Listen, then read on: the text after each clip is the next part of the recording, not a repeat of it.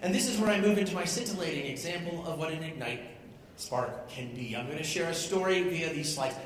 Some people, to find themselves, they go to Africa for 2 years. I just had to go to Canada for about 58 seconds. That's what it took for me to go down the 1 mile track in Whistler doing bobsled. Now, this is the New Zealand bobsled team here. And this is me in the I apologize for the photo quality, but that's what a screen looks like. Just a blur. But I'm the kind of guy, I say yes to things before I fully research what I'm saying yes. And this is Tim, he's the manager of the New Zealand bobsled team. And he's like the really nice guy outside the creepy van who gets you in with candy. And I was like, yeah, that'll be great. And then you get molested by the reality. Now, it's not like you want to fall out of the sled, but here's the truth. This is true. If you fall out of the sled, your underwear could melt to your body. That's crazy, which makes this rule completely counterintuitive. If my spandex is going to singe my scroty, I want to be drinking. I want to be drunk. You can take that word home with you, scroty.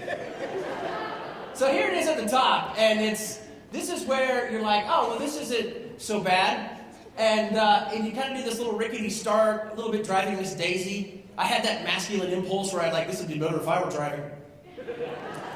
And then, this is a talent I did not know, but I can be a full-body sphincter. This is 80 miles an hour, and I am just clenched with fear. And this is where I discovered myself. This is where I found myself, where I realized I don't need to be taking these risks. You know, my risks are more like E-Trade. Or going to Target with the baby without a diaper bag. And then if you look at this picture here, a giddy Canadian shared this with me, that is my ass crack to the world. That is how I would be remembered. By those who set me off down the hill. Oh, so I realize that I don't need to take those risks. I can enjoy this, like getting on stage. So, remember tonight, everybody's getting up here. They're a little vulnerable and taking a risk of their own. It will pay off hugely. Trust me, participants and those who are looking forward to doing an Ignite. But now we're getting this thing started. Everybody got a beverage and a tummy full of food? We're good? There will be an intermission so that you can go ahead and do more sating of yourself. That's not a euphemism for anything. I think that means satisfying. But, oh boy, rabbit hole. But anyway, food and beverage.